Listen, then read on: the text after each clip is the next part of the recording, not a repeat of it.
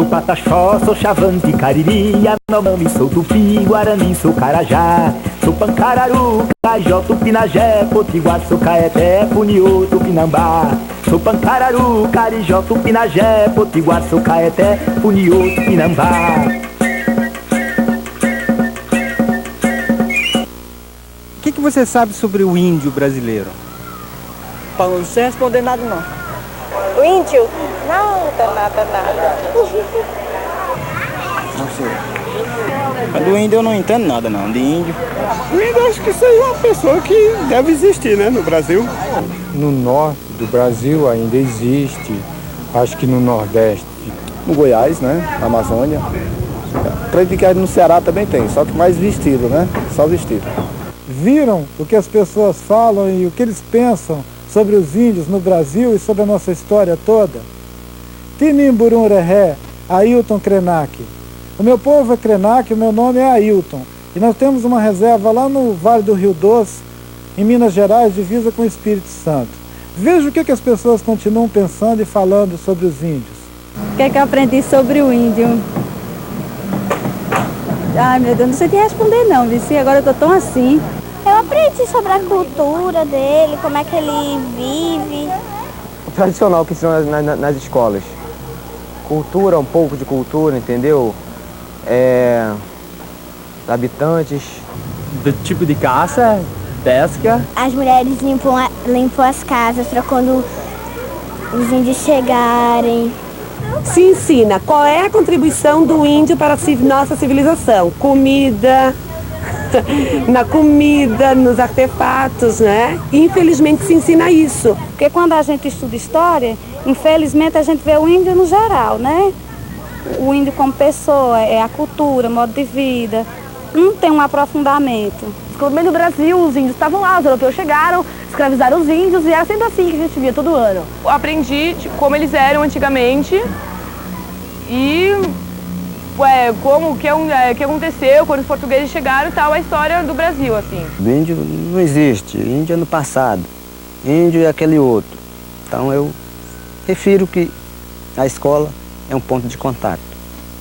Mas, pensando bem, a comunidade, o professor, os alunos, os pais dos alunos, as pessoas competentes na direção desse trabalho têm que ter uma consciência de respeitar os trabalhos que acontecem naquelas comunidades. Então eu vejo que a escola é um ponto de referência. Os Kaxinawá, que também se chamam Runiquim, são uma população de 5.500 pessoas, sendo 4.000 no Brasil e 1.500 no Peru. O meu nome é Joaquim Paulo de Lima Kaxinawá, da terra indígena Praia do Carapanã, aldeia Mucuripe.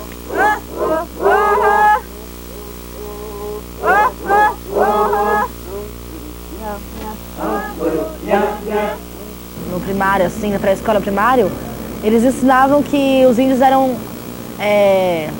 bichos, assim, como se fossem bichos, assim, né? Vestia roupa de penas, né? Atirava com uma flecha, assim, né? Você aprendia que o índio era mau, matava e atacava, essas coisas todas. Mas era tudo ao contrário do que diziam. Entendeu? Geralmente é o branco que ataca para pegar terra, pegar minério, essas coisas todas. A gente fica brabo quando eles estão querendo entrar, querendo invadir a nossa terra. A gente fica brabo. Por que não estão ficando brabo? Porque eles trazem doença. Quando chega o branco mal, eles matam a gente. É por isso que a gente fica com raiva. Se não tiver outro problema assim ruim para os índios, a gente gostaria muito. A gente gostaria, são amigos. Nós somos amigos dos brancos, mas nós queremos ficar amigos do longe. Os Yanomami, que vivem nos estados do Amazonas e Roraima, são uma população de 22.000 pessoas distribuídas entre Brasil e Venezuela. Meu nome Davi Cobenau Yanomami. Meu povo é Yanomami. Eu moro no Atorique. Os brancos que ficam próximo da gente, capital é Boa Vista, Roraima. eu costumo ver na TV que os índios, hoje, para o tempo de hoje, os índios estão sendo muito massacrados. Infelizmente só notícia mal com relação ao índio. É o que nós temos vendo. Sobre índio, só discriminação. Discriminação, tudo violência contra o índio. Nada positivo para o índio. A gente sempre vê na televisão eles reivindicando alguma coisa, mas nunca a gente sabe se eles foram atendidos, né? Mas o que o índio realmente eles deixaram de hereditário aqui, o que eles têm de bom, que eles mostram, o trabalho, a cultura dele, não é muito mostrada. A cultura indígena no Brasil não é divulgada à altura do que precisa ser. As pessoas têm que começar a descobrir o que a gente tem mesmo. Mas de uma maneira assim, de deixar nós falar, o que a gente... Não que eles venham aqui saber o que está acontecendo aqui dentro de qualquer jeito. Eu acho que eles vão ter que ouvir a gente falar. Eles têm muito que aprender com nós.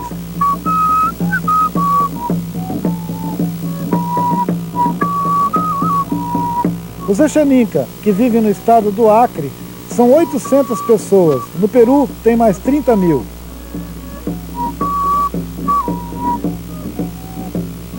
Eu sou Francisco Bianco, nome na língua indígena é Xanxa, sou do povo Exeninca, sou daqui do Rio Amônia, no estado do Acre. Você é índia? Sou. E tenho orgulho de ser. Sou. Respondeu assim tão pensando. Porque eu me considero, porque eu sou uma índia, porque eu sou descendente de índia, né? Não, senhora. Sou descendente de índio. Descendente de índio. Acho que não, né? Eu sou índio, sim. Tenho orgulho de ser índio. Tenho orgulho de ser índio porque nasci aqui na tribo. Meus avós antepassados eram índios. Eu sou índio. Agora só porque eu uso bigode, eles dizem que eu não sou.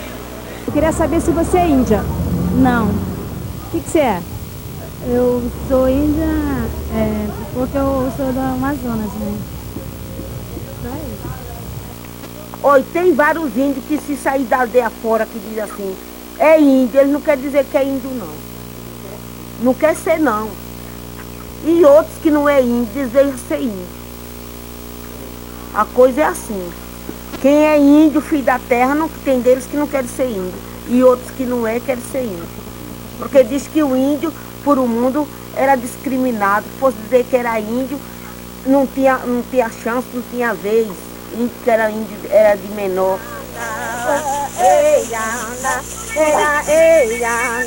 Tem muita gente aí que diz que aqui no Nordeste não tem mais aldeia, não tem mais índio. Mas nós fosse primeiro, nós apresentar, fazer nossas culturas, nossas danças, nossas tradições. Os Pancararu, que são a população de 5 mil índios, ocupam 8 mil hectares de uma reserva de 14 mil que deveria ser destinada a eles integralmente. O povo me conhece por Quitera Binga, mas meu nome é Quitera Maria de Jesus. Sou líder indígena Pancararu, Brejo dos Padres, minha moradia é Saco dos Barros.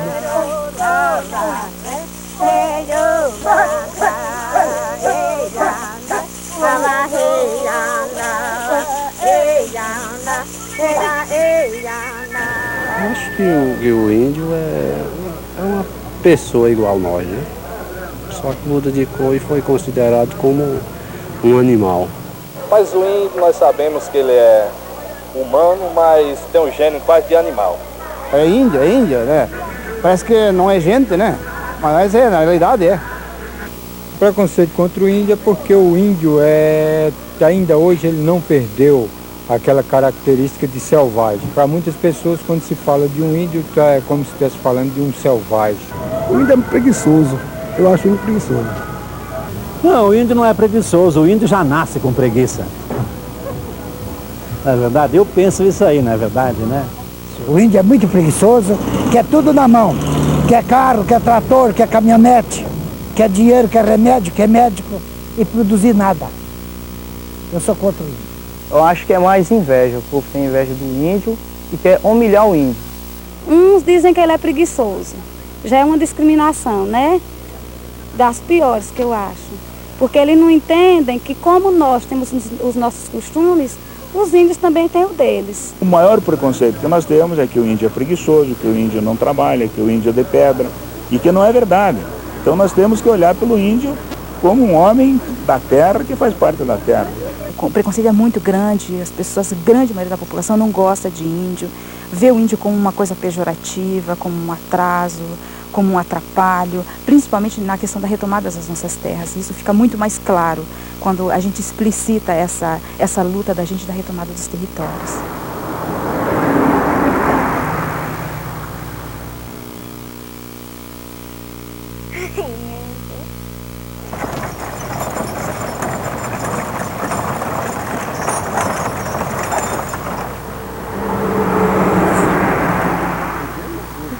Eu sou a Zilene Crim Inácio, sou da etnia Caingangue. Eu sou formada em Sociologia pela Pontifícia Universidade Católica do Paraná.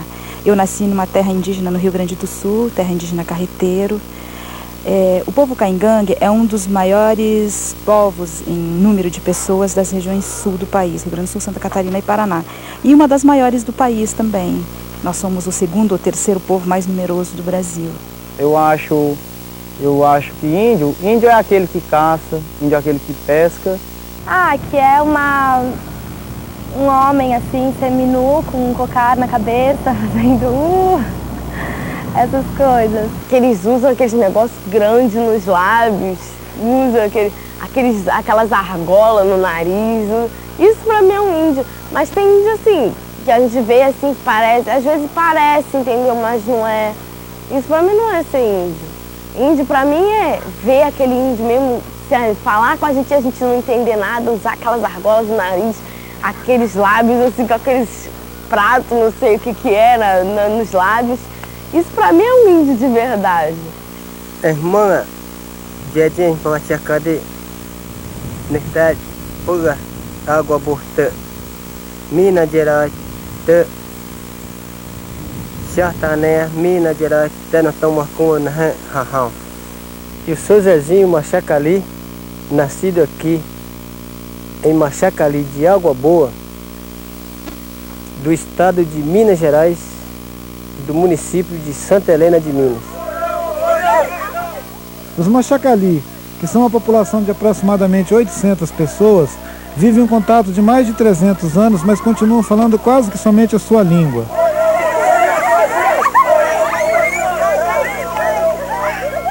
Que hoje, porque o índio, ele trabalha na FUNAI, o índio hoje tem carro, hoje o índio tem as suas terras, o índio tem suas casas, o índio tem seu comércio. Então, o pessoal, principalmente do sul aqui, e de todo o Brasil, eu acho que o índio não pode, o índio deve apenas ser no mato, em palavras, se não é verdade, né? Na região deles, nas ocas deles, né? Muitos deixaram a cultura deles de lado e passaram a viver como branco. Produtos importados, antena parabólica, TV colorida, carro importado. É isso que eu acho que está acontecendo aqui no Brasil. Pessoal, aqui são caboclos, eles votam. Faz tudo igual o branco, não índio. Você acha que quando a pessoa sai da aldeia, vem para a cidade, começa a trabalhar, estudar, deixa de ser índio? Eu acho. Muita gente, quando começou a organização indígena aqui no Rio Negro, por exemplo, muitos diziam que eles não eram índios. Pensava que saber escrever, falar português, deixava de ser índio. O que a gente fomos? Fomos muito atrás, batendo, por exemplo, quando a gente fala assim, não. E como é que alguém vem lá de longe, ou de outros países, vai chegar aqui, ele vai ser alemão, vai ser espanhol, vai ser não sei o que, ele não vai deixar de ser. Só porque pisou na terra indígena, ele vai ser índio, não. Então nós também somos assim. Para onde a gente for, a gente vai ser índio. A gente pode ser doutor, aviador, o que for, mas sempre a gente vai ser índio. Falar nossa língua, saber da nossa cultura e da nossa história. Os Baniwa, que vivem no Alto Rio Negro, são uma população de 4.000 pessoas no Brasil e mais 12.000 na Colômbia e Venezuela.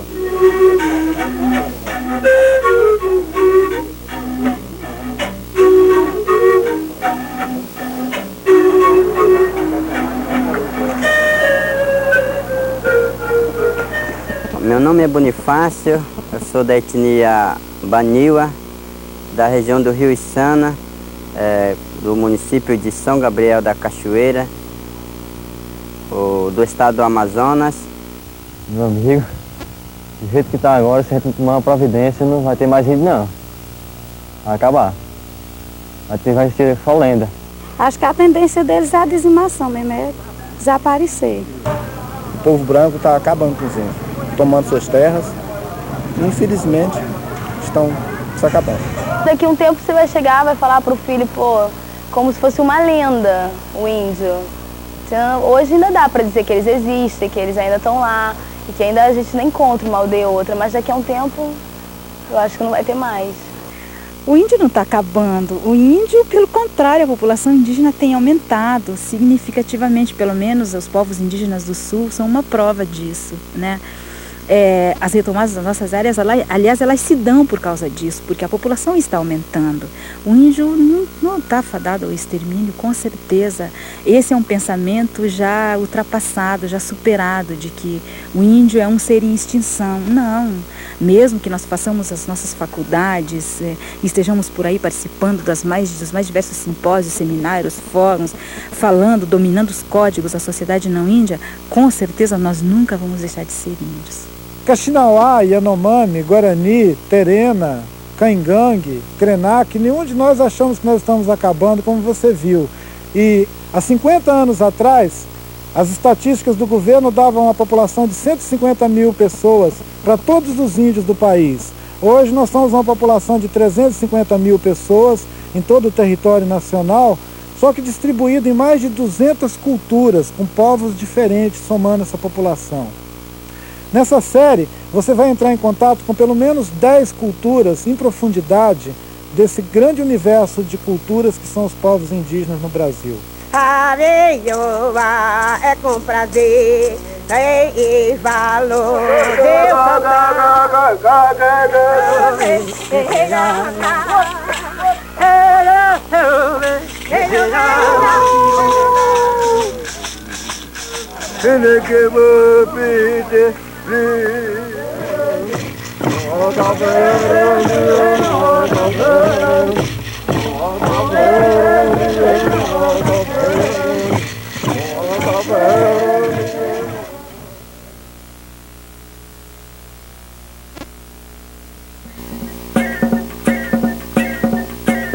Sou Pataxó, sou Xavante, Cariri, Yanomami, sou Tupi, Guarani, sou Carajá.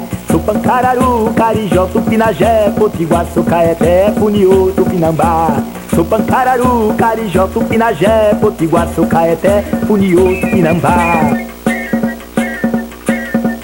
São mais de 200 povos indígenas vivendo pelo Brasil afora, em todo o território nacional.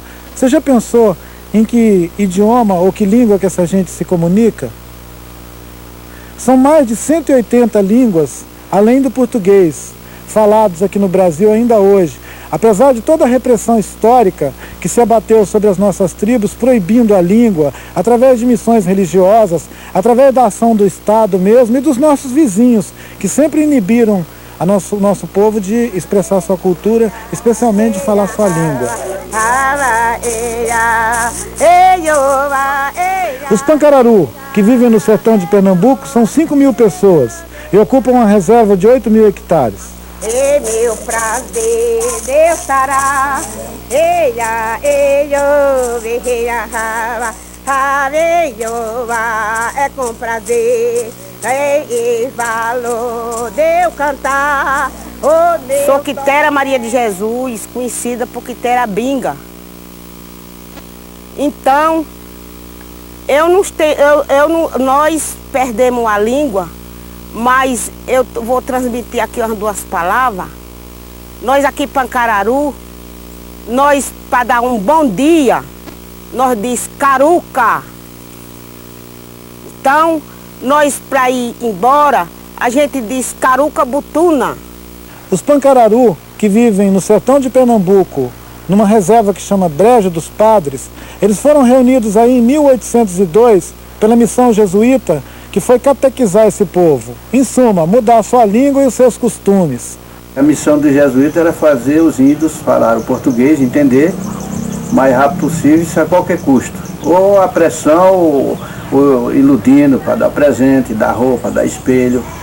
E aquele índio que aprendesse o português mais rápido possível, então ele tinha uma grande recompensa, não fosse em dinheiro, mas que era recompensa, mais em roupa, em presente, e cada um que se interessasse. O interesse por presente ou por ganhar alguma coisa para desenvolver a língua portuguesa, sem prever o futuro que podia prejudicar as futuras gerações, aí foi isso aí que nos prejudicou, a nossa língua pancararu.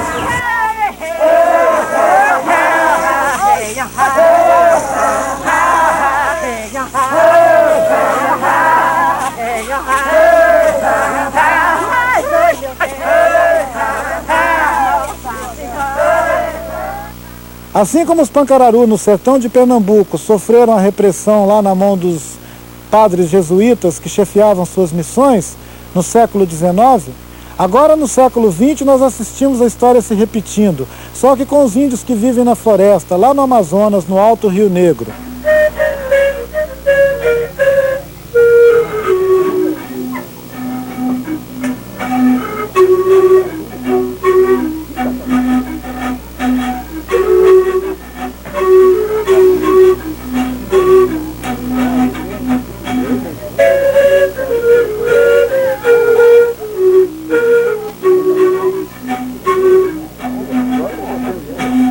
Rânio Pitanã, Bonifácio, Baniwa, Adalian Hanan, Inucadaha, Rio Negro, Urquité. Nós indígenas aqui do Rio Negro falamos várias línguas, como eu, por exemplo, eu falo Baniwa, falo Nhengatu, falo português, entendo um pouco de espanhol e falo curripaco também. Então são as línguas que a gente fala e aqui normalmente o indígena tem que falar 1 ou 3 línguas para poder se comunicar, porque nós somos 22 povos diferentes, geralmente é natural que a gente fala 3 línguas além de português, que é língua nacional. Uns anos atrás, sabe, vêm os missionários, entendeu? Aí eles dizem assim, olha, porque falávamos o tupi, isto é nós baré. Aí depois como é idioma tupi, é idioma brasileira, né? Nós deixamos o tupi para o baré para falar o tupi. Vem a civilização, larga-se o tupi para falar o português. E agora? A língua geral ela não fala. Pois é. E aí foi sumindo as nossas línguas, vamos dizer, as nossas gírias. Pois é. É isso que sucede. Bom, eu fiquei preocupado, porque na verdade eu sendo baré estou falando uma outra língua. Por quê que eu não quero falar a minha língua, por exemplo? A língua baré realmente se extinguiu, né? E na verdade essa língua Nhengatu que a gente chama por aqui acabou sendo língua geral, né? Ela foi introduzida de fato, né? Foi introduzida pelos missionários e comerciantes. Foram 8 anos de internato, eu passava 45 dias por ano em casa. Esse internato é da missão, né? Missão religiosa. Esse internato foi da Igreja Católica, na verdade, né? E a gente era obrigado, assim, a falar português, deixar de lado a cultura, deixar de lado a língua materna. Todo mundo falava só língua geral, entendeu? Não tinha jeito da pessoa falar o português, porque todo mundo falava a mesma língua, sabe? A não ser os tucanos, os Baniwa, que chegavam com uma língua diferente, aí a gente tinha que traçar o português com eles, porque nem eles entendiam a nossa língua, nem nós deles. O tucano, por exemplo, foi muito utilizado na escola. Então, quer dizer, outras línguas, tariano, piratapuia, uanano, a gente deixava de falar aquilo para falar uma língua indígena para se comunicar com os outros além do português. A gente não podia, vinha chegando algum padre, alguma outra pessoa branca, a gente falava português, tá? Mas ele saía de perto e a gente tocava a nossa língua, certo? Mas era proibido, sim. Então era um sistema assim muito, muito rígido. Então, ou você falava com os companheiros na língua indígena escondido, ou você era submetido a uma pena, né? Porque teve um momento que eles usavam um chaveiro, um negócio assim para colocar a chave, como sinal para as pessoas que falavam a língua indígena. Quem fosse pego falando a língua original pegaria algum castigo, ficaria sem merenda, sei lá, qualquer um castigo dessa natureza. mesmo assim, a gente preservou tudo que a gente tem hoje, né? Algumas partes talvez a gente perdeu. Por exemplo, os Baniwa, do qual eu faço parte, nós temos, nossa língua tem uma escrita dela, né? A gente lê e escreve nossa língua há 50 anos, né? A gente tem essa língua escrita, a gente, qualquer um velho lê, escreve na sua língua. Eu me rebelei naqueles anos, muitas vezes eu fazia de propósito, falava na língua indígena, então cansei de pegar esse chaveiro e guardar comigo, né?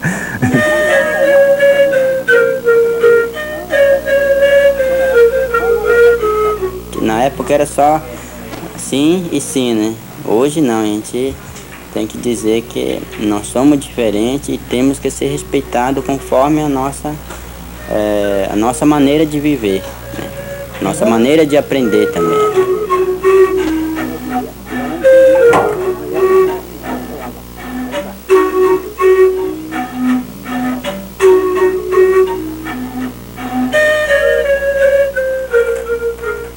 Você viu como é que foi pesada a repressão aos índios lá no Alto Rio Negro.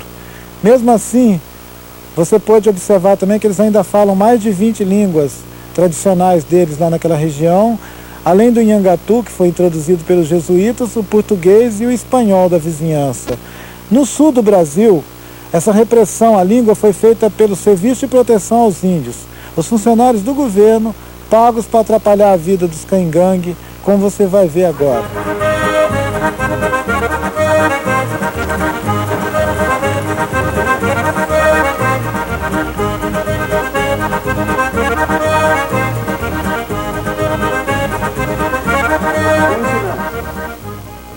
Iniyima tazelene krim kaingangne, tayo kaingangne. Eu gostaria de falar para vocês que uma das maiores resistências da gente é a língua.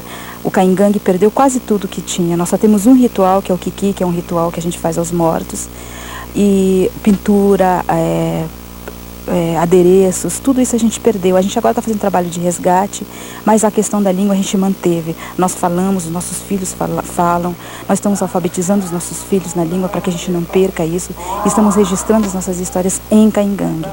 A língua caingangue continua viva.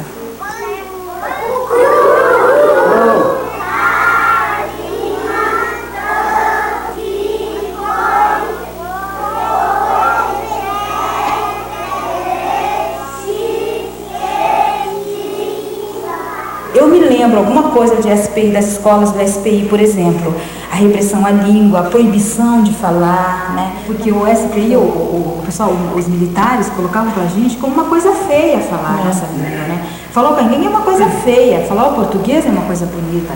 Falar o português, você se torna um ser superior se você falar o português. Você falar o caingangue, você é uma pessoa menos importante. Eu me lembro que quando eu tinha uns 5 ou 6 anos, tinha a política dos panelões nas áreas indígenas.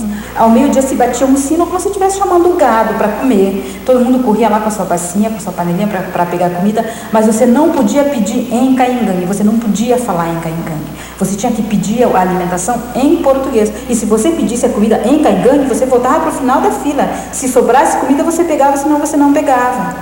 Para nós foi um prejuízo muito grande, porque os índios na época daí temeram o chefe do posto, até mesmo os professores, né? E começaram a deixar de falar a sua língua. Muitas vezes eles tinham que falar até escondido a língua deles, né? Mas perante o chefe do posto, perante os professores não índios, não podia falar.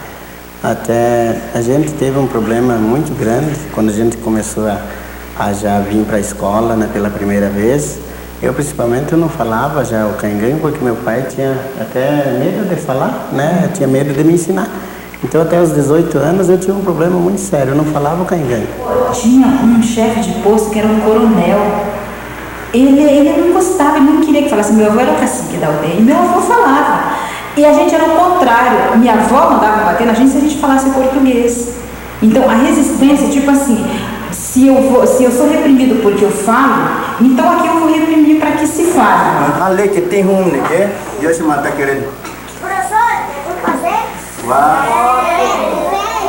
Então, graças a essas resistências isoladas que houveram, a repressão da SPI com relação à língua, hoje estamos aqui alfabetizando a criançada em caingangue.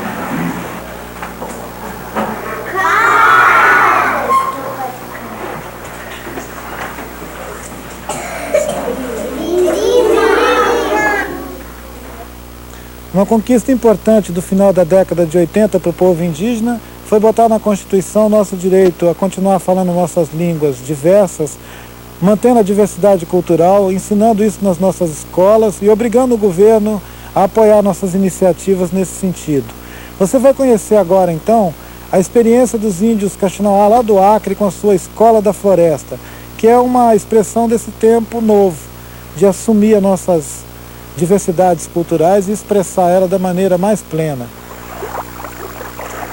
O professor Joaquim Maná é um dos mais antigos professores Kaxinawá do Acre. É autor de alguns livros e um dos principais pensadores da Escola da Floresta.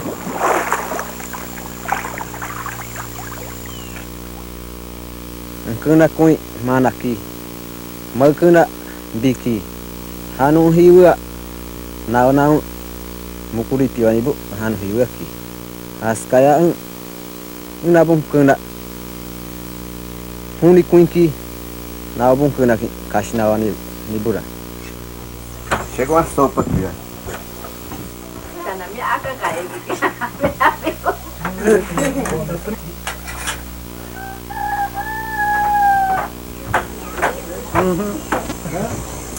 Eu acho que a escola é um ponto de referência de você ter vários contatos da língua portuguesa, de outra cultura, da sua própria cultura, da sua língua escrita e talvez até alternativas econômicas que você pode planejar junto com os alunos, pais dos alunos, o que realmente aquela comunidade está decidindo a fazer.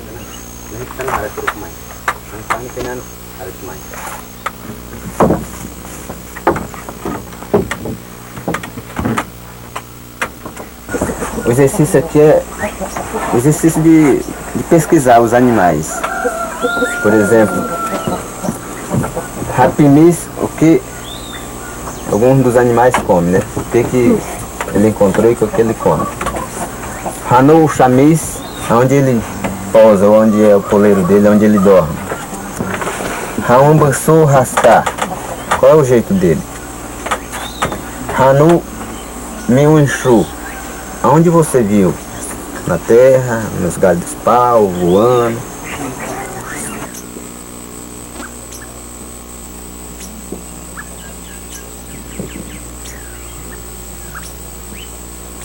Sabiá. Sabiá? Como que é o nome do sabiá na sua língua? Cusca. Rush? Cusca. Cusca. Cusca. E o que o sabiá anda fazendo? O que ele está fazendo agora de manhã? Cantando. Está trabalhando? Está cantando, trabalhando. Hanu miunchu. E o camubiki. Você estava comentando comigo, não, os pássaros eles já conhecem, eles têm esse conhecimento sobre o que está em torno aqui. O importante é o exercício deles da escrita e de aprofundar o conhecimento da própria língua, né? A língua indígena é mais para você preservar a sua identidade étnica, a sua cultura. Ela é uma chave para entrar na cultura. É uma chave para entrar na cultura. E dentro da sala de aula a gente tem um dia específico, que só trabalha na língua indígena. Ara, ara, ara, Cara, puxa banana, rabo sancaraca não, para sancaraca, tanho, para sancabirão, para boa caia.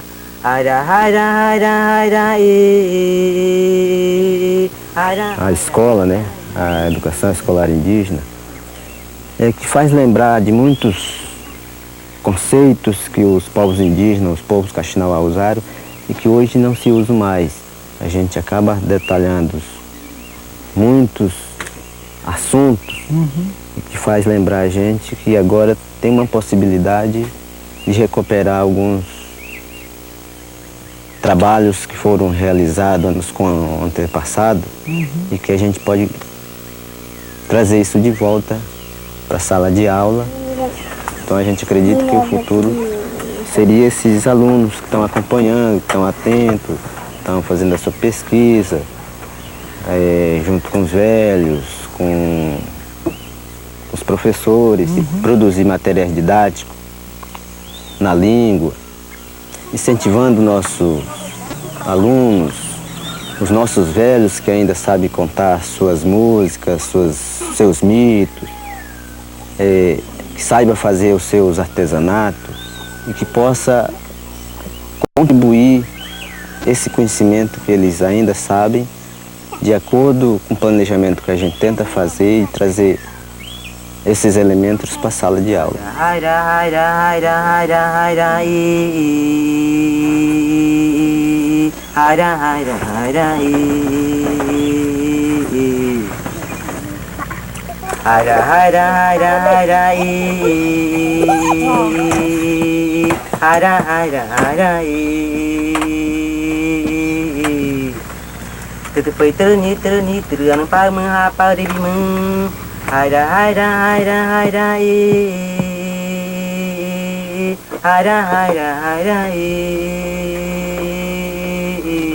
educação formal, ela realmente tem que ser uma educação de qualidade. Agora, deixa a educação específica, a educação diferenciada, a educação bilíngue, deixa a educação indígena para gente, que a gente sabe como fazer, nós conhecemos. Esse é um dever, mais do que uma obrigação, um dever e uma coisa que a gente gosta de fazer.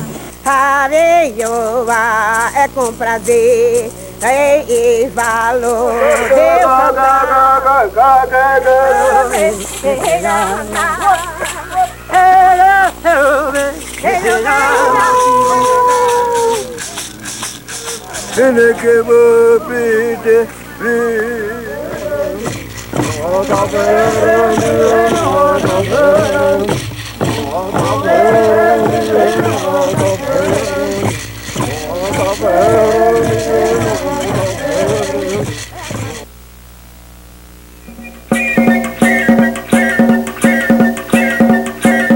Sou Pataxó, sou Xavante, Cariri, Yanomami, sou Tupi, Guarani, sou Carajá. Sou Pancararu, Carijó, Tupinagé, Potiguar, sou Caeté, Puniú, Tupinambá.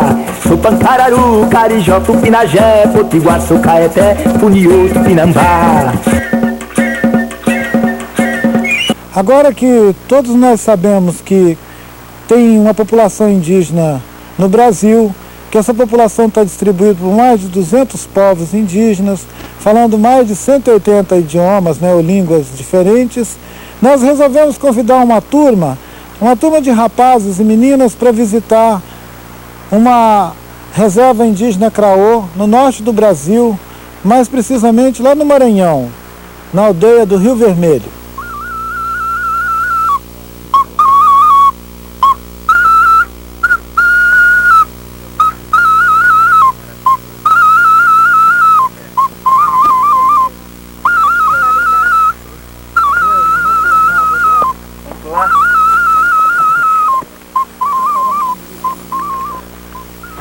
Esse é Miguel Rodrigues. Ele tem 16 anos e trabalha na Fundação Cultural Casa Grande, onde ele põe um programa no ar todos os dias lá em Nova Olinda, no Ceará.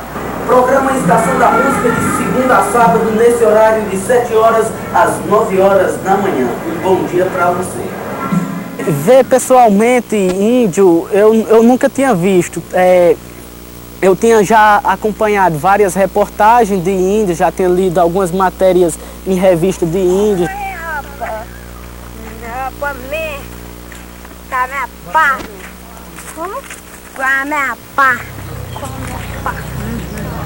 Esta é Samara Macedo. Ela tem 15 anos e também trabalha como Miguel na Fundação Cultural Casa Grande, onde faz o programa na rádio comunitária. A gente vê as pessoas discriminarem os índios achando como se o índio fosse um animal, como Ailton falou antes, como se o índio só tivesse que viver no mato, viver na aldeia. Você está tendo agora uma pesquisa? 3 meses de barragem é pescaria? As mulheres que na aldeia. Essa é a Rita Carelli, mora em São Paulo e tem 15 anos. Rita participa do Grupo Organismo, que faz performance com temática ambiental. Super elástica, é só comprar e jogar fora. Tem aquela história de que índio é coisa do passado, né? Você vai no museu e vê coisa de índio, e na escola você vê no livro de história os índios que os portugueses chegaram aqui e encontraram. Oi, boa tarde. Oi.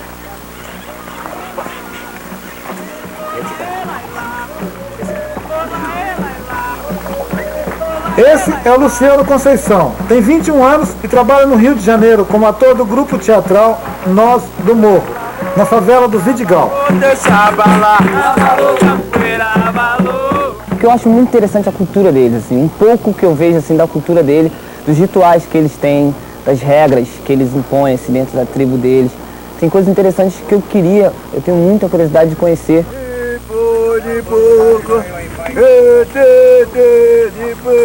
Até quando a gente estava chegando na aldeia, que vi uma índia com a gente no caminho. Então eu fiz uma pergunta para ela, eu falei, vocês andam vestidos lá, como é que vocês andam? Ela, não, tô de blusa só porque eu vim no hospital. Ela, eu me visto assim, aí tirou a camisa lá, eu fiquei, desceu o meu queixo, eu fiquei de queixo caído. Vem cá, meu. Aí eu conheci o Derlindo e assim que eu falei que queria ter um nome indígena, ele virou pra mim e falou, pô, eu vou te batizar. Então eu vou te batizar. Eu fiquei, meu Deus, ele vai me batizar, como será esse batizado, sabe? Ainda tinha um pouquinho ainda. Quando for na hora de batização, eu vou escolher o nome dele.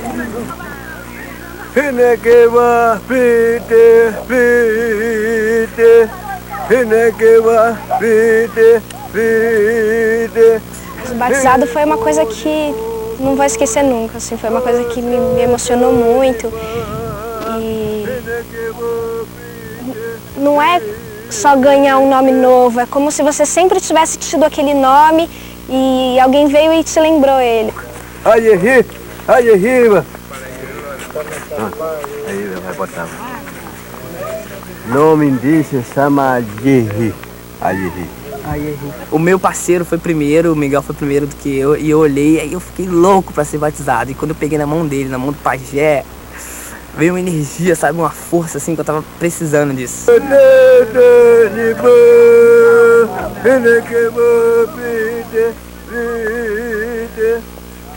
Ele chama Pantu, você me responde. Você me chama Keti, ele responde também. Runcop, meu nome. Ele chama de Kente. Keti. Pantu, você me chama. Chama de Pantu.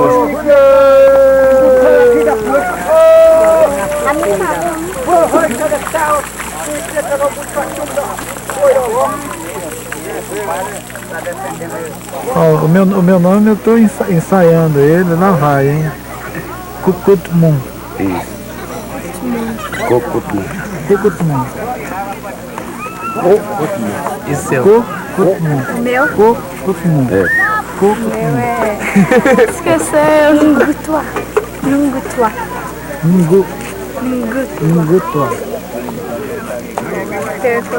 Runcop. Você gostou tanto, né, Samara? Aprendeu fácil. E o Miguel? Não esqueci. Como é? Ayerri. Me surpreendeu muito como eles sabem fazer amizade, como eles sabem marcar a pessoa, como eles criam uma amizade pela gente e a gente tem só que enriquecer aquela amizade. No primeiro dia lá eu me senti envergonhada, depois fui soltando mais. Depois fui pega de surpresa, lavando roupa à vontade, depois isso perdi a vergonha.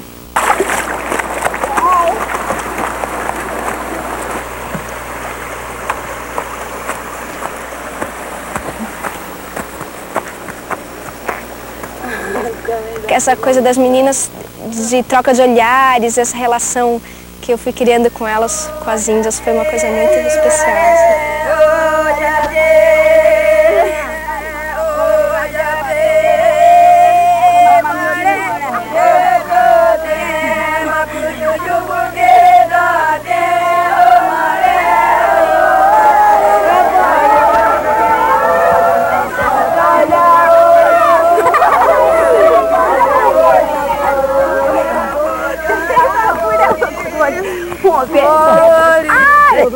É muito massa. Deixa eu pôr.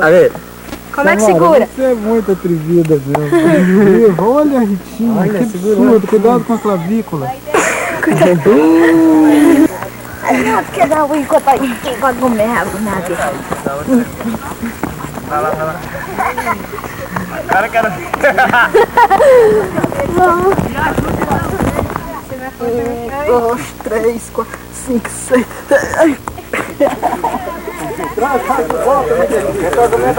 Aí lá vai meu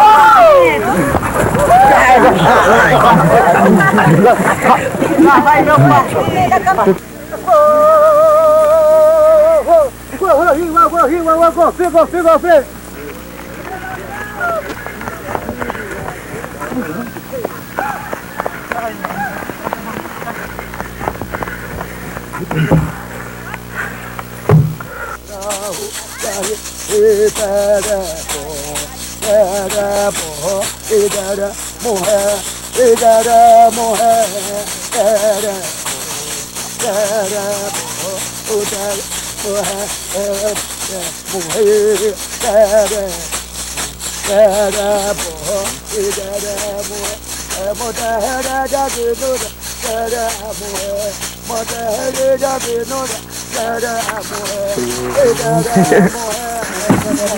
Foi a coisa de chegar e eles e misturar, sabe? Se integrar. De eu poder pintar como eles, de eu poder, sabe, passar genipapo, passar urucu. Isso foi muito legal, a coisa de integrar. Eu acho que isso me fez, não só eu conhecer, eles conversaram comigo e tal, se entender, mas misturar.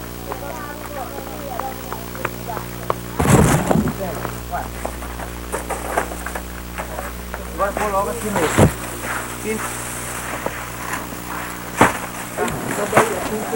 Não, tá pleno.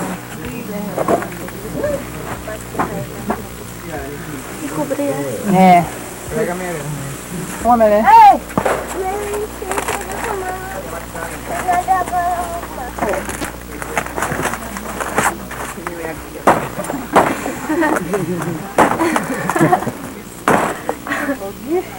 Deixa ela fazer a mala. Tá toga, tá toga. Não, ela pode arrancar aqui também, pode.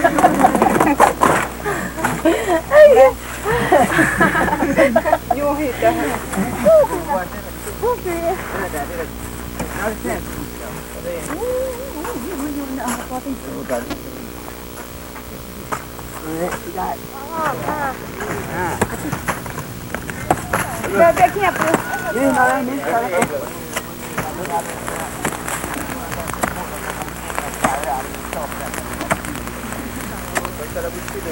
Só come amanhã de manhã. É, come amanhã de manhã. E como é que sabe que o ponto certo? Como é que sabe? Já tá bom. Como é que sabe?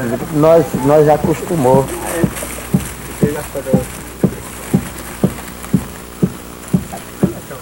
Todos os anos que nós pega as crianças para fazer quetoaê, é para crescer mais rápido. Ah, tem um objetivo aí dentro. É o objetivo de empenar as crianças dentro dessa esteira. Ser madrugado, abaixo de 5 horas da manhã, né? Madrugada.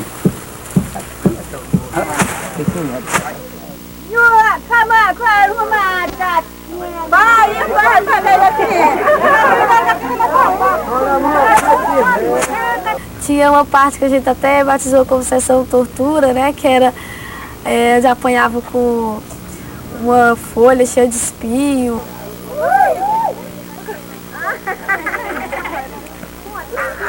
Olhava assim e falava, isso eu não vou fazer. Que é assim, da cultura dele, que é coisa de passar o espinho aqui, sabe? Coisa assim, ih, cara, isso vai doer.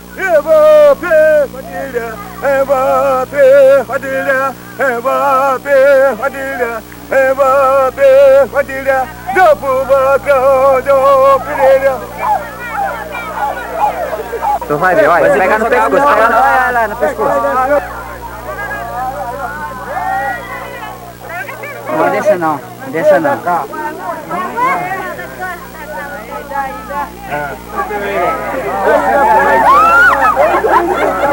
A coisa de defender, sabe, de tomar frente é muito legal, assim. Diz muita coisa, sabe? Muito poético.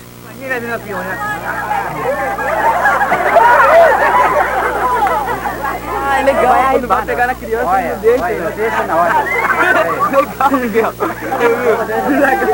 A história de bater nos meninos, quer dizer, que os compadres e as comadres defendiam, mas tem uma série de coisas pelas quais os meninos têm que passar como se fossem provações, né?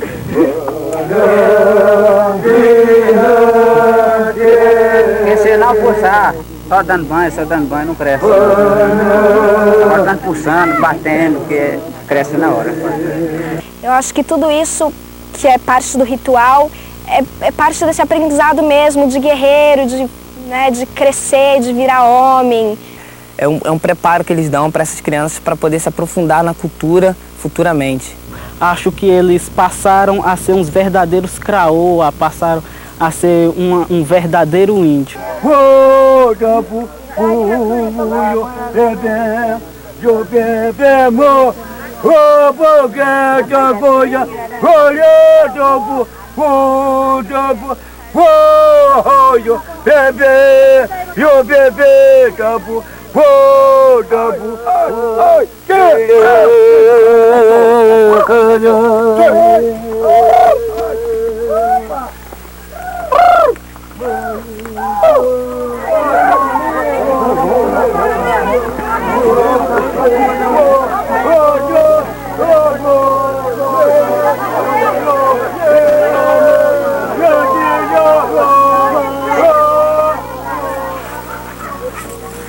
Luciano, um copo. Oi. Um copo. Essa é a esteira que foi feita para empenar os meninos. Você viu, né? Agora você está recebendo dos nossos tios para você guardar ela e lembrar daqui da sua casa. Né? Obrigado. Vocês fizeram uma coisa muito boa pra mim. Acho que eu tive uma virada muito importante, que foi conhecer a cultura de vocês. E o que mais ficou, assim, de vocês e mim, é a bondade que vocês têm. Todos nós sabemos que existe muita discriminação ainda hoje no Brasil a respeito dos índios. Eu acho que isso é a maior besteira, porque eu estou conhecendo vocês aqui pessoalmente e, sinceramente, vocês são pessoas excepcionais, pessoas que cativam bastante pela educação, pela forma que vocês sabem tratar a gente, pela amizade. Eu nunca, em toda a minha vida, eu nunca vou esquecer vocês. E eu acho que vocês tá achando bom, tá achando ruim, mas mesmo assim nossos costumes é que é isso mesmo. E muito obrigado que vocês estão aqui de presente, todo mundo que vem de longe para vir participar da nossa festinha aqui. E eu fico muito satisfeito, você já assistiu minha festa, a sua festa, e eu fiquei muito satisfeito. Água. Obrigado para vocês todos. Boa viagem para você. Vai com Deus. Tudo bem. Boa viagem para tu. Vai com Deus. Tchau, Belinda. Tchau. Obrigada. Por nada. Vai com Deus. Obrigado. Boa viagem. Boa viagem para você, Bantu. Boa viagem. Vai com Deus.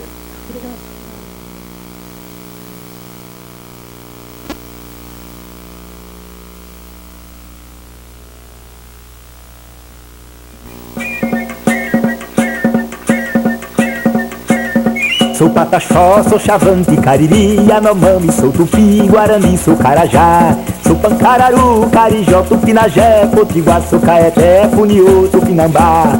Sou Pancararu, Carijó, Tupinagé, Potiguar, sou Caeté, Funiô, Tupinambá. Você conheceu um pouco mais sobre a cultura do povo craô no norte do Brasil, lá no Tocantins. Agora nós vamos visitar os Kaiowá, no Mato Grosso do Sul, na aldeia de Panambizinho. Ritinha, Samara e Miguel, que andaram comigo nos craô, agora começam a visita dos Kaiowá junto com a gente. Vamos nessa. Meu nome é Nailton Aquino da Silva. É a aldeia de Panamizinho, Mato Grosso do Sul. Mato Grosso do Sul. É município de Dourado.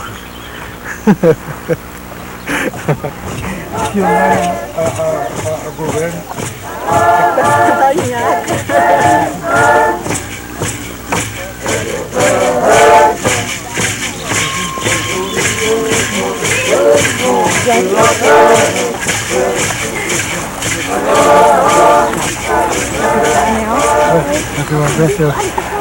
Boa tarde, bom dia. Bom dia. Bom dia. A gente chegou lá na aldeia e não era aquela história de aldeia, né? Aquela organização das casas em volta do pátio, né? Uma casa aqui, outra lá.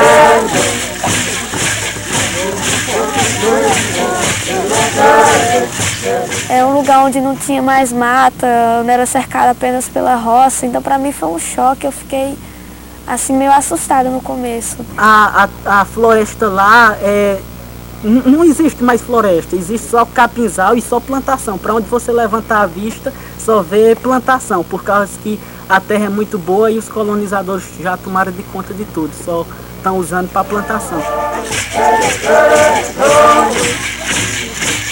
As pessoas todas com vestidas, né? E sujas, meio maltrapilhas, né? Aí ficou todo mundo meio assim, incomodado.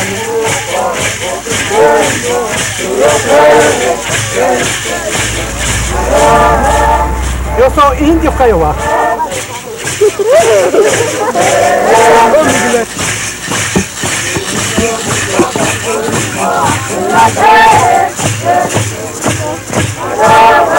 As pessoas foram entrando no espírito. Aí depois a gente foi dar uma volta pela aldeia, conhecer as casas, as pessoas.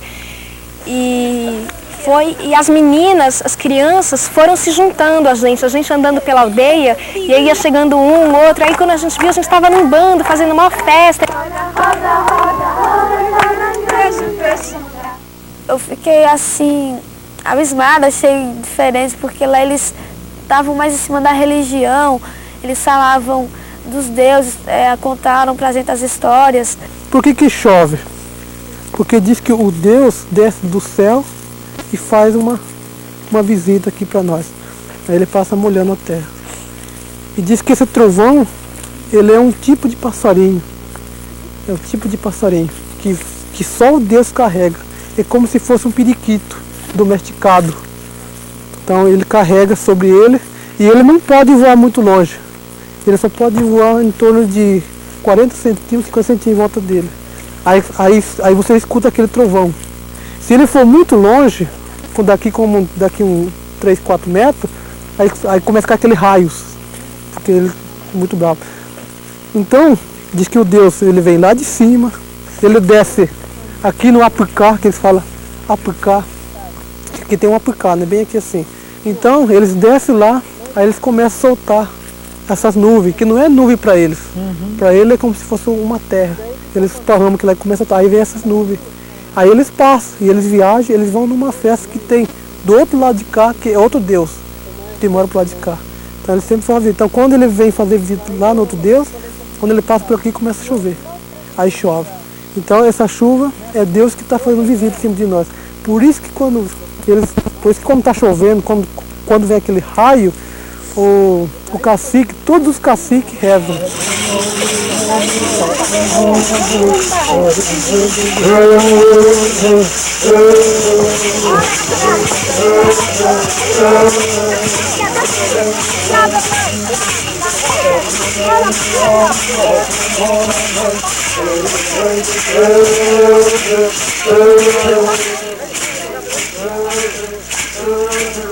Essas formas que eles se relacionam assim, na religião, se vestindo com maracá, com cantos, que me surpreendeu quando eu ouvia os cantos. Chega, eu ficava assim pensando como se estivesse no céu, como se eu estivesse num local assim, as mil maravilhas, quando eles começavam a cantar os cantos, quando a gente estava dançando junto com eles.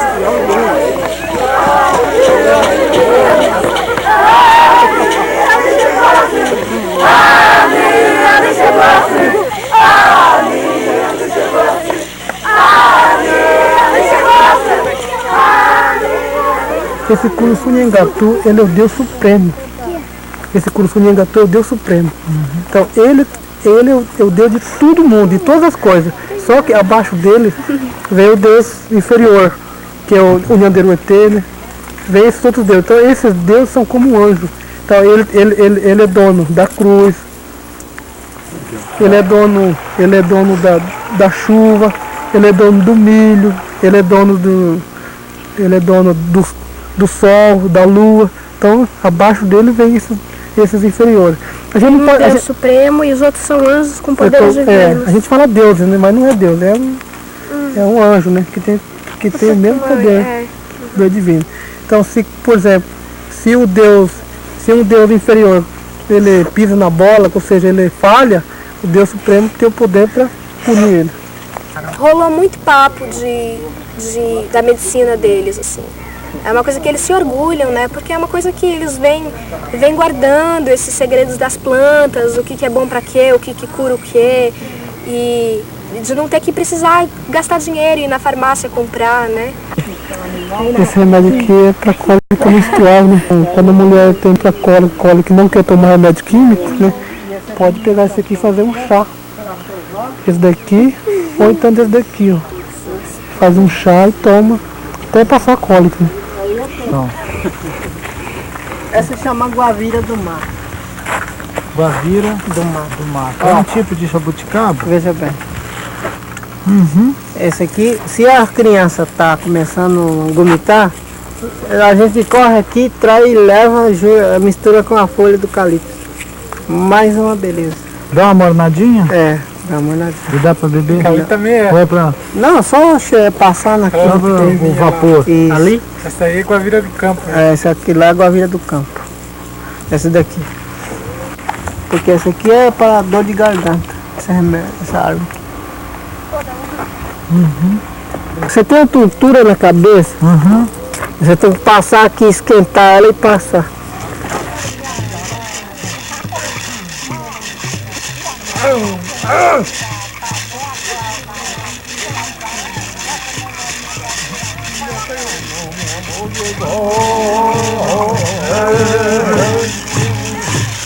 Que funciona mesmo.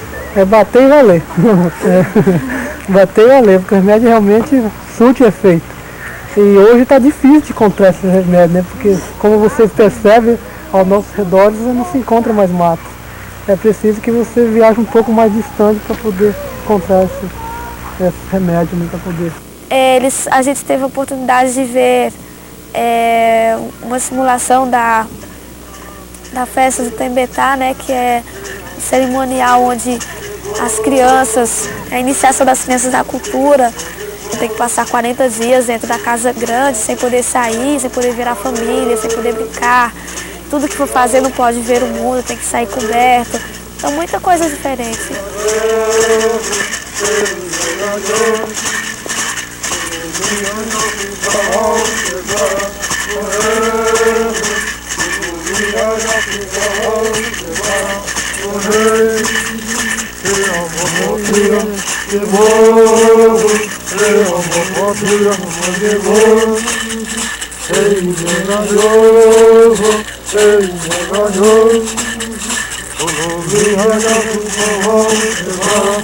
Desde a roupa que eles usavam até as danças, os cantos deles, era tudo diferente.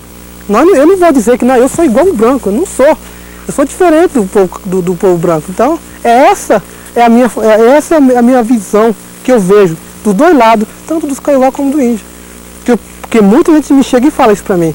Não, pra que índio quer terra? Por que índio quer terra?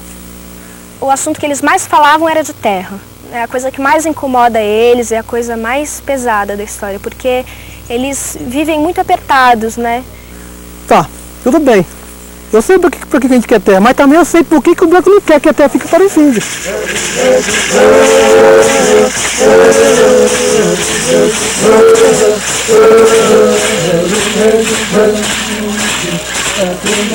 Muitas tribos foram extintas, muitas tribos foram massacradas. Nós que éramos originados dessa terra, que deveria estar com mais terra, no entanto, nós estamos com um pedacinho de terra.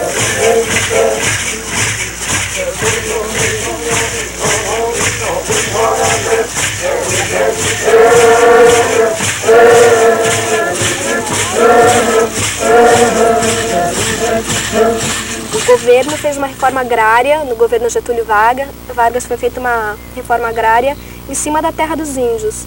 E eles têm uma portaria assinada pelo ministro Nelson Jobim,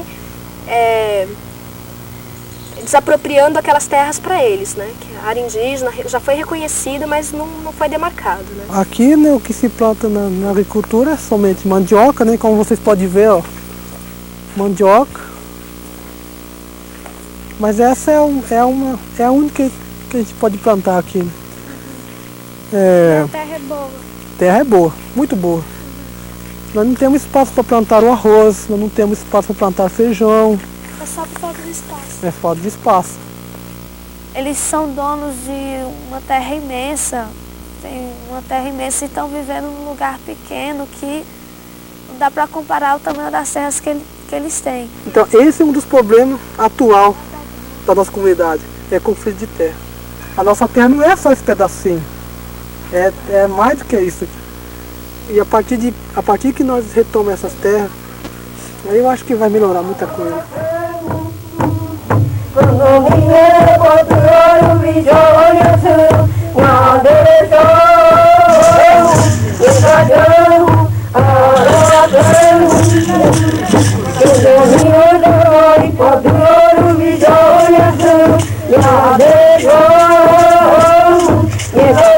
Foi legal a gente ter conhecido essa outra aldeia, foi muito legal. Pra gente ver que índio no Brasil não é as mil maravilhas, nem todos eles. Lógico que nos craôs eles também não vivem essas coisas todas, eles também têm problemas, têm dificuldades, não tanto quanto a que a gente conheceu, mas foi legal a gente conhecer para a gente ver que a situação do índio no Brasil não é só essa, eles não estão bem, nem todos estão bem, eles precisam de ajuda também, como esses que a gente conheceu agora. Muitas vezes os brancos veem o índio como uma só, né? E se sabe que todas as aldeias, todas as tribos têm o seu jeito, têm seu modo de viver, como vocês viram. Vocês não vão encontrar, por exemplo, que nenhum teve o guarru. O guarru você não vai encontrar mais, é só aqui que você vai encontrar o guarru. É só aqui que você vai encontrar o curumim-pepã.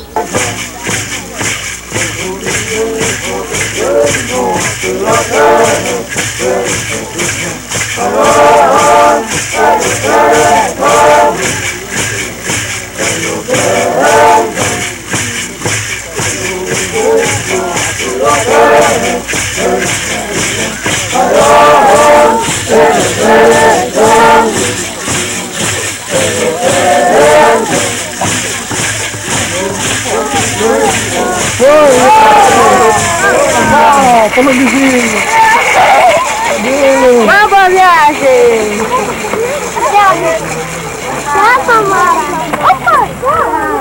A gente estava indo embora, eles pegaram nossas bagagens, puseram no carro.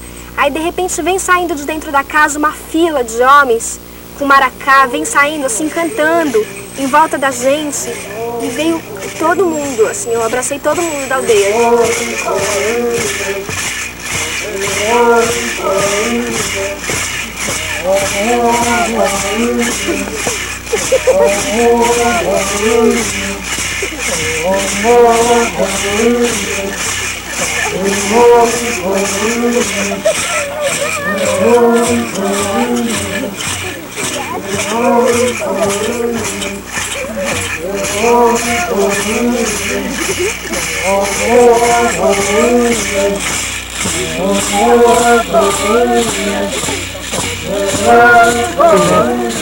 Que receberam, Daniel, uma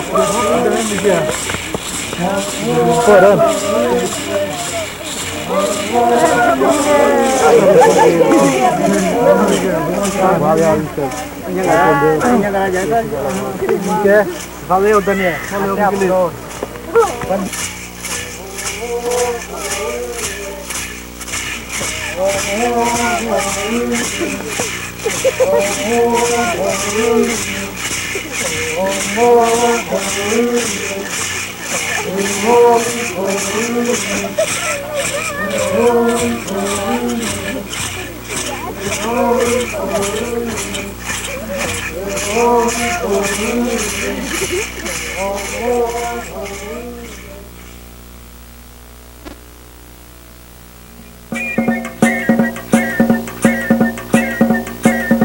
Sou pataxó, sou chavante, cariri, yanomami, sou tupi, guarani, sou carajá. Sou pancararu, carijó, tupinagé, potiguar, sou caeté, puniô, tupinambá. Sou pancararu, carijó, tupinagé, potiguar, sou caeté, puniô, tupinambá. Eu estava querendo perguntar para o professor Joaquim Maná, chegou algum Cabral aqui na sua praia também, professor Maná, ou ainda não? Não, acho que não chegou o próprio Cabral, mas chegou os empregados, né, que começaram a fazer essa matança.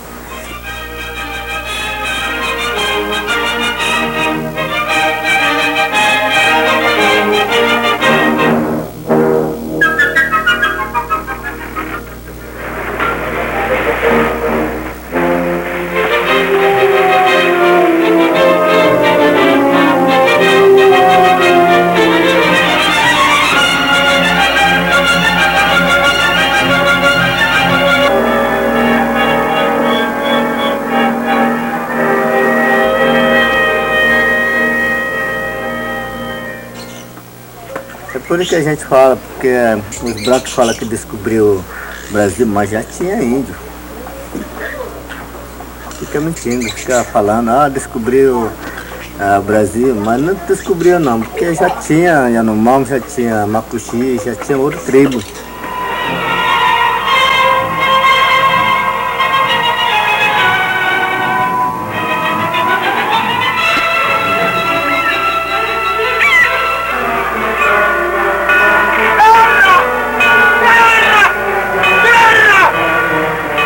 Essa história de Pedro Álvares Cabral ter descoberto o Brasil é a história deles, mas eu não acho, porque quem estava no Brasil primeiro são índios, então eu acho que quem descobriu o Brasil mesmo foi índios.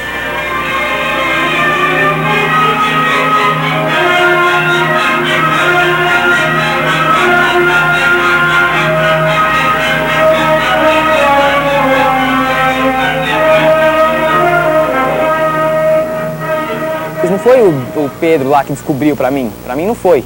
Ele só achou aqui o Brasil, porque quem descobriu na realidade foram os índios, esse país aqui, eles exploraram o Brasil inteiro.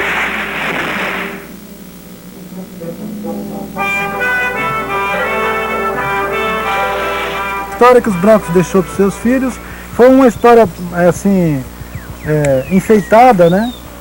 Chegaram na praia de canoa, nosso pessoal deu caju para eles, deu muita fruta para eles na praia, todos ficaram amigos. Assim começou o Brasil. Pedro Álvares Cabral, através de um desvio de rota, chegou ao Brasil e tentou tomar, né, o Brasil dos índios. Teve guerras entre eles e tudo. Os índios também tiveram a guerra entre portugueses e os índios. Os índios não ganharam por causa de falta de poder. Os portugueses tinham armas de fogo, e eles com arco, flecha, lança, não tiveram o poder. O professor Darcy Ribeiro disse que nós éramos uma população em torno de 5 milhões de habitantes no litoral do Brasil. 20, 30 anos depois que os brancos tinham chegado, essa população tinha caído para coisa de alguns milhares de indivíduos. E foi um encontro, foi brincadeira na praia, trocar só amizade. O índio foi exterminado. A gente acredita que foi exterminado mesmo. Foi guerra de ocupação, né? Foi uma guerra de entrar num outro país estrangeiro mesmo e ocupar ele. Os Pancararu, no sertão de Pernambuco, os poucos sobreviventes dessa nação, depois das guerras de extermínios, eles foram juntados em missões religiosas governadas pelos jesuítas. Mais tarde, já no final do século XIX, eles receberam também os escravos libertos que foram viver com eles para ensinar a eles ofícios que eles ainda não conheciam. Isso tudo promovido pelo governo, era uma forma de acirrar, né, o processo de integração das nossas tribos com o resto dos outros povos que estavam chegando para cá para o Brasil. Eita, louvado seja o nosso Jesus! Viva os índios da aldeia de Pancararus! Viva nós todos que estamos aqui! Viva os índios caboclo brabo! Eita! E minha bisavó, que era cabocla braba, da Serra Negra, e veio para aqui para a aldeia, quando soube que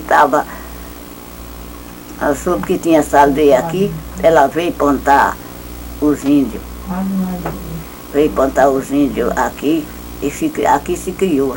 Trouxeram negros, trouxeram branco aqui junto para trabalhar, para ensinar os índios, que eles ensinavam a língua, mas a mão de obra, eles trouxeram outras pessoas já qualificadas para ensinar os índios a trabalhar. Plantar cana-de-açúcar, ampliar a plantação de mandioca, que já existia, mandioca e milho. E com essas mudanças, com essas pessoas misturadas em nosso meio aqui dos índios, é que começou a interferência de sangue e de raça. Será bidaio, que, le, la, que le, cacá, que lo, paranda, que o que se pacha desejando, o que saca o beretão do... Esse era o torero do caboclo brabo, do mato. Minha bisavó chegou, cantava, que era cabocla brava. Vocês viram como que os pancararus sofreram com a expansão do ciclo, né, econômico da cana-do-açúcar, que coincidiu com o assentamento deles nas missões religiosas em 1808 e que veio até o século XX. Agora, no século XX, nós assistimos de novo uma frente de expansão agropecuária e madeireiras, ameaçando a existência dos caingangue e causando uma guerra que quase que custou a vida de todos eles. Existe um conflito histórico com relação ao caingangue. Quando em 1910 começou a pacificação do caingangue, uma das primeiras coisas que se instala é a construção de linhas de transmissão nos territórios com o intuito de nos separar, de separar os aldeamentos. Então, e a coisa é feita a bala, aldeias inteiras são exterminadas. Eu até me lembro de uma passagem do livro de um antropólogo que ele fala assim, no depoimento de um bugreiro, que eram contratados bugreiros para matar os índios. Então, para você provar que você matou, tantos índios você matou, você levava a orelha ou o escalco. Então, ele falava assim, que ele matou uma aldeia inteira, e no outro dia ele retornou à aldeia caingangue para ver se todo mundo estava morto. Ele falou, tinha um que estrebuchava, que ele virou os olhos, ele até parecia gente, né? Então, o preconceito era tão grande que nós não éramos vistos como pessoas, e sim como animais. E essa herança histórica, ela vem estrategicamente. O caingangue, que é um povo guerreiro, se acomodou. Houve um acomodamento até estratégico da parte. A gente perdeu os nossos territórios foram reduzidos, então a gente se acomodou um pouco. A gente tinha que se acomodar para se fortalecer, para se resgatar, até para se unir de novo, até fisicamente, porque muitos foram dispersos. E agora, com o retomar da nossa história, com o retomar de uma série de coisas nossas, dos nossos rituais, a gente buscou na história essa necessidade da gente rever o que é nosso. Viu quanta coisa nova você já aprendeu sobre os índios no Brasil? Agora eu vou te convidar para ver o ponto de vista dos índios lá do Acre sobre a história do Brasil mesmo, essa história que você está vendo junto comigo aí, contada por gente de várias regiões do país. Todo povo indígena tem a sua história. A história de vida, a história do trabalho, a história da terra, a história da tradição e a história de todas as convivências daquele povo indígena. E com isso nós tentamos fazer um material que se dá o nome História Indígena, onde está todas as informações como são a vida do povo indígena do Acre. Nós, os professores indígenas do Acre, elaboramos uma cartilha História do Povo Indígena em 4 períodos. Tempo da maloca, tempo da correria, tempo do cativeiro e tempo do direito. E no tempo da maloca, eu falo assim, era uma vida saudável, com muita fartura, com muita tradição. Então naquela época era mais sossegado os índios, tempo das malocas. Eles iam caçar, né? Traziam muito alimento e era dificilmente também eles adoecer. Então a vida deles era mais tranquila e mais sadios também e fortes. A correria era uma frente que chegava atacando os índios E os índios tinham por obrigação sair daquele lugar e sair fugindo. Isso que dá o nome da correria. E a época era muito difícil. Os velhos, para dormir, eles tinham que cavar um buraco para se deitar. Só estava a rede e eles se escondiam debaixo da rede. Faziam um buraco e se deitavam lá. Isso com a intenção de que quando alguém atirasse na rede, ele sabia que alguém estava atacando. Matava os índios, os homens, e alguns escapavam, corriam na mata, eles pegavam a mulher à força, os brancos. Aí ali, já, aquelas índias já pegavam a doença. As mulheres não tinham como ter tanto filho. Passou a ter várias doenças, acabou com vários povos. Morrendo cedo. Por que não podia ter tanto filho? Porque com 1 ou 2 filhos tinha como fugir, tinha como correr. Dessa correria passou a ter o nome do cativeiro, aonde alguns contatos que o nosso povo indígena tiveram com vários patrões, com esses caucheiros, com os nordestinos, que vieram atrás do ciclo da borracha que estava acontecendo naquela época, né? Então passou a ter esse nome de cativeiro. O patrão obrigava o índio seringueiro, a profissão dele só para cortar, não para mais caçar, nem pescar e nem passear. Ele botava no serviço, bateu o campo, e a vez que aquele pessoa que trabalha pouco, ele a vez só ele mesmo que tinha arma, né? Arma de fogo, teçado. A pessoa que trabalhava pouco, ele batia, às vezes matava, né? Ele tem um calendário para eles trabalhar, né? Durante 15 dias, ele tem uma pessoa que vai, numa colocação, vai ver as borrachas, a produção dos seringueiros, né? Vai pesando. Nossa produção, a gente nem sabia o peso da borracha. A gente, assim na frente da gente mesmo, eles roubavam. Aí só trocava de mercadoria. Ainda dizia que a gente já estava devendo para ele. Precisa de fazer outras borrachas novamente. Que o Felizardo Cisqueira foi uma das pessoas que começou a juntar vários povos indígenas para manter eles como cativeiro, como trabalho. Eles então criaram um mecanismo de querer marcar os próprios índios. Por exemplo, aqui tem uma imagem, um dos velhos que ainda foi marcado nesse contato e ainda é vivo lá na terra indígena do Jordão. São então, duas letrinhas. Duas letrinhas. É um F e um C. Isso significa Felizardo Cisqueira.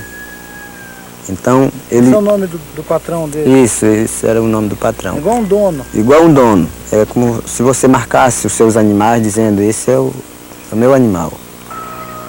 Pode ser identificado que foi eu que te amancei, essa palavra amancei. Ou por outros pode dizer, domestiquei. Um padre francês escreveu um texto dizendo que os índios eram mortos como se fossem animais, porque não eram batizados, não tinha nome em português.